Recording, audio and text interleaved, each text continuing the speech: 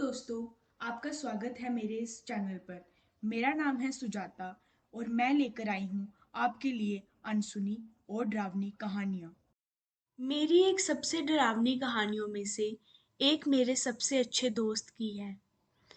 जब वो अपने घर में किसी जानकार के बच्चे की देखभाल कर रहा था, बच्चा जिसका नाम जूनियर था, लगभग 4-5 साल का था। उसके पिताजी एक कुरियर वाले थे, इसलिए वे रात को देर से डिलीवरी करते रहते थे। डेविड, मेरा सबसे अच्छा दोस्त, जो कि इस समय एक नौजवान था, इसलिए घर पे अकेले रहना उसके लिए कोई बड़ी बात नहीं थी। ये कहना भी महत्वपूर्ण है कि उसके पिताजी एक काफी पैरानॉइड व्यक्ति थे, जो दुनिया में कई डरावनी बातों में विश्वास रखते थे। इसलिए उन्होंने जगह-जगह पर कैमरे लगा रखे थे।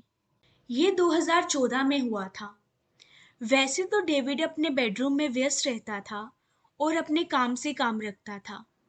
फिर भी एक दिन किसी कारणवश उसने निर्णय लिया कि वह उस कमरे में जाएगा जहां सभी कैमरे रखे गए थे। लेकिन कमरे में ताला लगा था। डेविड ने जूनियर के कमरे का दरवाजा खटखटाया और जूनियर ने दरवाजा खोल दिया। तुमने दरवाजा क्यों बंद किया? डेविड ने कहा। वो औरत की वजह से, जूनियर ने उत्तर दिया। कौन सी औरत? डेविड ने पूछा। तुम्हारी माँ। मैंने उसे रसोई में जाते हुए देखा। मैं आपको बता दूं कि घर के लिविंग रूम सीधा रूप से रसोई से जुड़ा हुआ था और आप रसोई के प्रवेश के द्वार में खड़े होकर घर का एंट्री गेट देख सकते थे।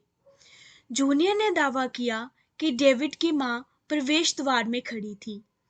ये बहुत अजीब बात थी, खासकर जब हमें पता हो कि डेविड की माँ 8 महीने पहले ही मर चुकी है। डेविड उस बयान को सुनकर चौंक गया, लेकिन डेविड ने सोचा कि जूनियर एक बच्चा है और ये उसकी इमेजिनेशन हो सकती है, इसलिए उसके साथ जाकर एक बार जांच करने का फैसला किया। उसने अपनी सुरक्षा के लिए एक चाकू लिया और एंट्री गेट की जांच करने चला गया। वो जूनियर के साथ किचन तक गया, जहां दरवाजा खुला हुआ था।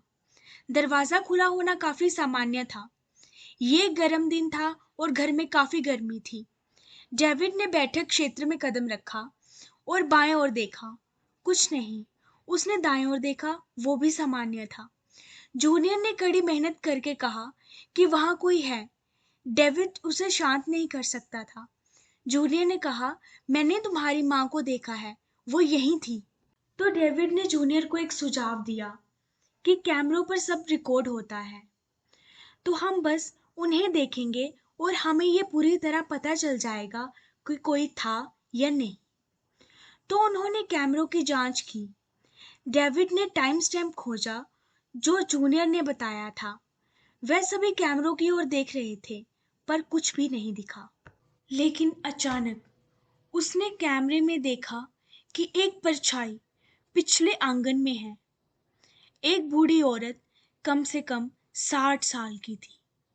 वो आत्मविश्वास के साथ बैकयार्ड में चली गई। उसके हाथ में एक कपड़े का ग्रोसरी बैग था। वह रैंप की ओर बढ़ी और कुछ क्षणों के लिए बैठक के क्षेत्र में खड़ी रही। फिर उसने रसोई के दरवाजे के लिए हाथ बढ़ाया। उसने दरवाजा खोला और बेहद साहस के साथ अंदर कदम रखा। थोड़ी देर के बाद जूनियर ने उसे रसोई में देखा और डेविड के पास गया, उसे बताने के लिए। कैमरों के टाइम स्टैम्प्स के आधार पर वो कम से कम 10 मिनट के लिए रसोई में खड़ी थी। ये सोचने वाली बात है कि कोई मेरे बैकयार्ड में घूमता रहा, फिर मेरी किचन में 10 मिनट तक खड़ा रहा और भगवान जाने पता नहीं क्या क्या किया होगा, लेकिन कुछ चोरी नहीं किया, ना ही किसी को नुकसान पहुंचाया। ठीक है, मैंने खुद को संभाला। मैं व्यक्तिगत रूप से पुलिस को फोन कर देता, लेकिन डेविड ने नहीं किया।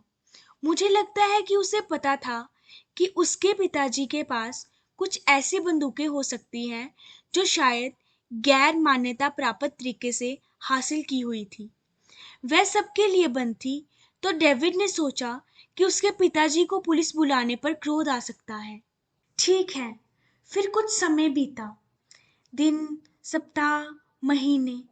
कहीं ना कहीं डेविड को ये मिला कि घर में घूमने वाली बूढ़ी औरत को डेमेंशिया था और उसने एक प्रकरण का सामना किया और बस किसी संयोग के कारण वो वहां पहुंच गई थी। तो आज के लिए बस इतना ही। और नई कहानियां सुनने के लिए मेरे YouTube चैनल को सब्सक्राइब करें और अपने दोस्तों से शेयर करें। इसी के साथ मैं आपसे विदा लेती हूँ। फिर मुलाकात होगी एक सच्ची और डरावनी कहानी के साथ।